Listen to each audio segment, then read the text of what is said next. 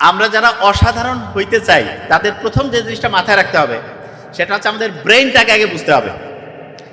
ব্রেইনটা আল্লাহ বানিয়েছে এমনভাবে যে এই ব্রেইনটার জন্য সবচেয়ে গুরুত্বপূর্ণ এক নাম্বার খাবার যদি আমি বলি, এক নাম্বার, তাহলে সেটা হচ্ছে ঘুম। প্রত্যেকে বলে গেছে না যে ঘুমটা খুব ইম্পর্টেন্ট। পরীক্ষা যখন আসে তখন অনেক অভিভাবক কি করে যে তুই সারাদিন পড়বি, 3-4 ঘন্টা 5 ঘন্টা ঘুমাবি। নো, এটা লিখে রাখেন প্রত্যেকে, পরীক্ষা যখন আসবে তখন ঘুমাইতে হবে বেশি। আমি বলছি লিখে রাখেন, পরীক্ষা আসবে ঘুমাইতে হবে বেশি, এটা এক নাম্বার। কি কারণে?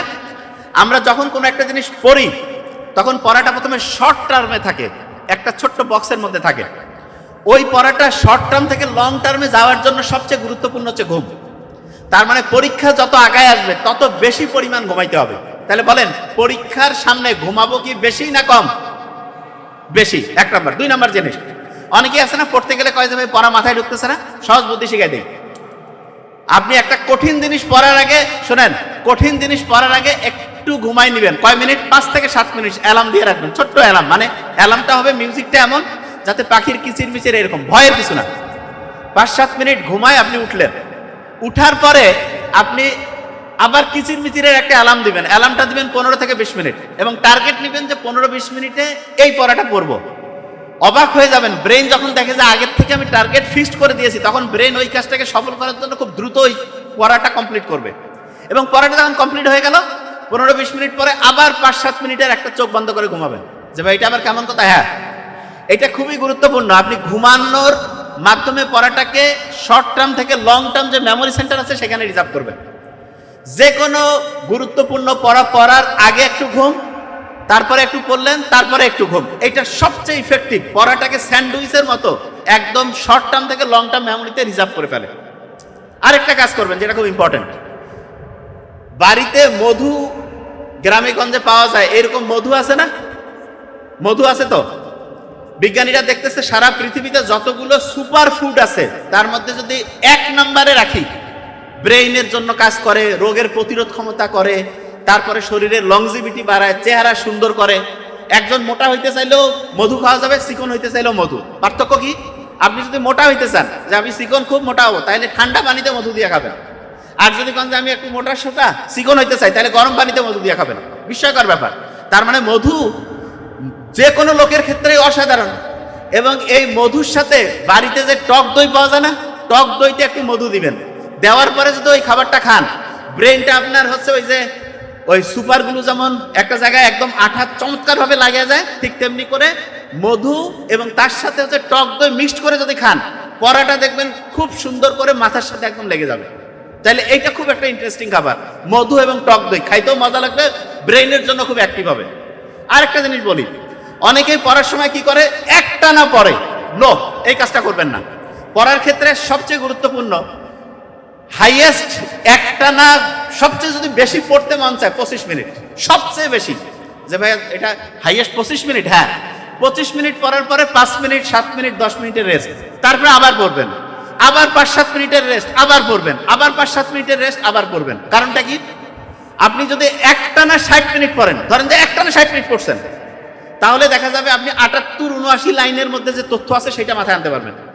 আর যদি আপনি 10 মিনিট পড়লেন 5 মিনিট রেস্ট, 10 মিনিট পড়লেন 5 মিনিট রেস্ট, 10 মিনিট পড়লেন 5 মিনিট রেস্ট, 10 মিনিট পড়লেন 5 মিনিট রেস্ট, তাহলে 1 ঘন্টায় 4টা 10 মিনিট পাইছেন, 4টা 5 মিনিট। 4টা 5 মিনিট চোখ বন্ধ করেছিলেন, একটু বুক ভরে শ্বাস নিছেন, ছাড়ছেন, হাঁটাহাঁটি করছেন, আর 4টা 10 মিনিট ঠিকভাবে পড়ছেন। এই 40 মিনিটে আপনার 107 থেকে 108 লাইনের মধ্যে যে পড়া আছে সেটা মাথায় আসবে। তার মানে আপনি চিন্তা করেন, পড়ার মাঝখানে মাঝখানে যখন আপনি বিরতি দেন তখন পড়ার যে গতি সেটা বেড়ে যায়। আমরা অনেকেই অভিভাবকরা কয় তুই বারবার উঠিস কেন? অভিভাবকদেরকে জানতে হবে পড়ার কিছু স্মার্ট সিস্টেম আছে। সে যদি একটানা পড়ে তাহলে পড়া খারাপ হবে, আর সে যদি পড়ার মাঝখানে মাঝখানে গ্যাপ দিয়ে পড়ে তাহলে পড়াটা অসাধারণভাবে শর্ট টার্ম থেকে লং টার্ম মেমোরিতে যাবে। মুহাম্মদ সাল্লাল্লাহু আলাইহি ওয়াসাল্লাম দুপুরের দিকে কাইলুল্লাহ করতেন না? দুপুরের দিকে দেখা যাইতো একটু চোখ বন্ধ করে ঘুমাই থাকতো, তারপরে উনি উঠতেন। বিজ্ঞানীরা এখন দেখছে ওইটাকে ওরা একটা স্পেশাল নাম দিছে, পাওয়ার ন্যাপ। লাভটা কি? কেউ যদি পড়ার মাঝখানে মাঝখানে পাওয়ার ন্যাপ নেয় তাহলে পড়ার গতি 500% বেড়ে যায়, 500%। তার মানে 5 গুণ পর্যন্ত পড়ার গতিটা বেড়ে যাবে। শুধু তাই না, আপনি একটা ইন্টারেস্টিং জিনিস দেখবেন, আমরা অনেক সময় ইসলামের খুব সুন্দর একটা নিয়ম আছে না, গাছ আপনি যেই রুমে থেকে পড়েন সেই রুম থেকে যদি গাছ দেখা যায় ওই রুমে পড়তেছেন, আর একজন আপনি আরেকটা রুমে পড়লেন যে রুম থেকে গাছ দেখা যায় না, যেই রুমে পড়ার সময় গাছ দেখতে পাচ্ছেন সেই রুম থেকে পড়লে পড়ার গতি 225 থেকে 275% বাড়বে। তার মানে গাছের সাথে আমাদের ব্রেইনের অ্যাক্টিভিটি আছে। কেন? গাছের মধ্যে যে ক্লোরোফিল আছে, সূর্যের আলোর সাথে ক্যালকুলেশন বিক্রিয়া করে যে সে খাবার তৈরি করে, ওইটা আমাদের ব্রেইনের পছন্দ। যে ভাই ওইটা আবার কেমন কথা? হ্যাঁ, ব্রেইন সবচেয়ে বেশি পছন্দ 1 নম্বর হচ্ছে নীল কালার। অনেকে বোধহয় মনে করতেছে ভাই আপনি নীল কালার পরেন, নীল যেটা এটা ব্রেইনের 1 নম্বর পছন্দ। সত্যি কথা বললাম, ব্রেইন সবচেয়ে বেশি পছন্দ করে নীল। এবং এই জন্য আমি কিছুদিন আগে একটা প্রোগ্রামে বলছি যে স্টুডেন্ট সবসময় নীল কালি দিয়ে লিখবে তার পড়া সবচেয়ে বেশি মনে থাকবে। কেন? কারণ ব্রেইন যেটাকে পছন্দ করে সেটা সহজে রিজার্ভ করবে। এই জন্য যারাই লিখবেন নীল কালি দিয়ে, এবং অনেকে কিন্তু মনে হয় জানে না, বিসিএস থেকে শুরু করে অন্যান্য পরীক্ষায় কিন্তু 2টা কালি ব্যবহারের নিয়ম আছে। একটা হচ্ছে ব্ল্যাক আর একটা হচ্ছে ব্লু, মানে নীল। সবুজ দিয়ে লেখা যাবে না, লাল দিয়ে তো টিচার খালি খাতা কাটবে, অন্য 2টা রং বাদে অন্য কোনো রং ব্যবহারের সুযোগ নেই। ভাগ্য ভালো নীলের ব্যবহার করার সুযোগ আছে। নীল কালার দিয়ে লিখবেন, দেখবেন যে পড়াটা আপনার খুব সুন্দরভাবে ব্রেইনে রিজার্ভ হবে। আরেকটা ইন্টারেস্টিং জিনিস বলে রাখি, আপনি যখন পড়া শুরু করবেন না, অনেকের আছে না একটা পড়া খুব ভালো লাগে আর একটা পড়া খুব খারাপ লাগে, এই 2টাকে একসাথে ম্যাচিং করার বুদ্ধি আছে। যেটা আবার কেমন ভাই? হ্যাঁ, আপনি মনে করেন যে খুব আগেকার দিনে ওই যে হঠাৎ করে কুকুর কামড় দিছে, বলতেছে ভাই ওই যে কলা পড়া খাওয়াবে, খুব তিতা জাতীয় একটা জিনিস, কাজ করবে না, আমি বোঝার জন্য বলতেছি, কলার মধ্যে দিয়ে খাওয়াইতো। ঠিক তেমনি করে যেই পড়াটা সবচেয়ে তিতা পড়া পছন্দ আপনার না, সেটার সাথে একটা মজার পড়া ম্যাচিং করবেন। মানেটা কি? ধরেন আপনার সবচেয়ে ভালো লাগে ধরেন ইংলিশটার সাথে ধরেন যে আপনার খুব খারাপ লাগে জেনারেল নলেজ। ইংলিশ পড়লেন 10-15 মিনিট, তারপরে পড়লেন জেনারেল নলেজ, তারপরে আবার ইংলিশ পড়লেন, আবার জেনারেল নলেজ। তাহলে হবে কি, একটা পছন্দের পড়ার সাথে একটা অপছন্দের পড়া মিক্সচার হবে। আরেকটা জিনিস বলি, প্রত্যেক ঘন্টায় যখন পড়বেন না, প্রত্যেক ঘন্টায় 3 থেকে 5 মিনিট রাখবেন রিভিশন। যা পড়তেছেন প্রত্যেক ঘন্টায় রিভিশন করবেন। যে ভাই এটা আবার কেমন? হ্যাঁ, মূল পয়েন্টগুলো ধরে ধরে রিভিশন করবেন। আমি কিন্তু এখনই রিভিশন করাবো। বলেন তো, ডান হাতে কত ছিল লেখা? কথা কন না কেন? বাম হাতে যোগ করলে কত? 99টা আল্লাহর গুণবাচক নাম। বিয়োগ করলে 63। ইঁদুরের ঘটনা খেয়াল আছে তো? ওই যে ওইখানে টাচ করতেছিল, মজা লাগতেছিল। এইবার দেখেন আপনি একটা জিনিস, এই যে এখানে যত লোক আছে, যতজন আছে, প্রত্যেকের মাথার মধ্যে কিন্তু একটা নিউরন আছে। প্রত্যেকের মাথার মধ্যে একটা নিউরন আছে। একটা বলতে আমি বুঝাচ্ছি, এখানে 86 বিলিয়ন, মানে 8600 কোটি।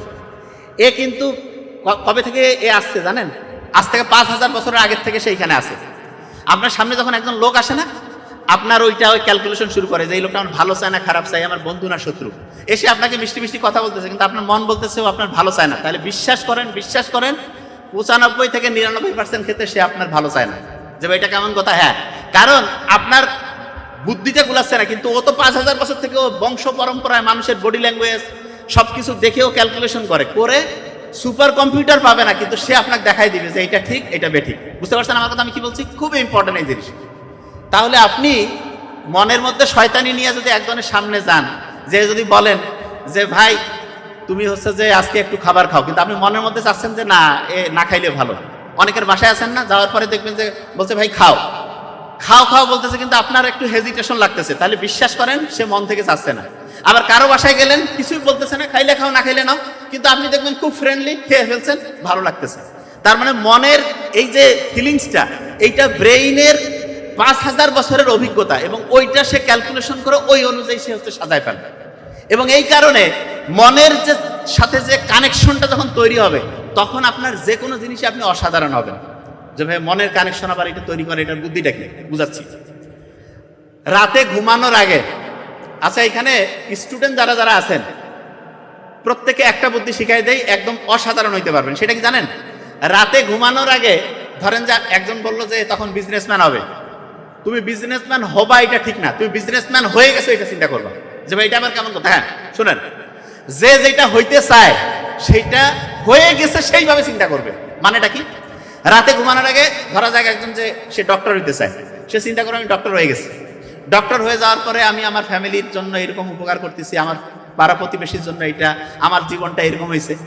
প্রত্যেক দিন রাতে ঘুমানোর আগে 5-7 মিনিট সে চিন্তা করবে, সকালে ঘুম থেকে উঠে সে চিন্তা করবে। কেউ একজন ধরা যাক যে ম্যাজিস্ট্রেট হইতে চায়, সে তাহলে চিন্তা করবে যে আমি রাতে ঘুমানোর আগে ম্যাজিস্ট্রেট হয়ে গেছি। ম্যাজিস্ট্রেট হয়ে আমি এরকম অন্যায় প্রতিরোধ করবো, চোর বাটপাদের ধরলে হচ্ছে তাদের শাস্তি দিব। আবার অনেকে চিন্তা করে কি ম্যাজিস্ট্রেট হওয়ার পর দেখে দিব আমরা মাস্তানি। নো, এই শয়তানি চিন্তা করলে কিন্তু ব্রেন তখন ঠিকভাবে কাজ করবে না। তার মানে আপনি যে জিনিসটা হইতে যাবেন, ব্রেইন তখনই আপনাকে হেল্প করবে যখন সেটা মানুষের উপকারের জন্য হবে, তখন সে আপনাকে সবচেয়ে বেশি সঠিকভাবে পথ দেখাবে।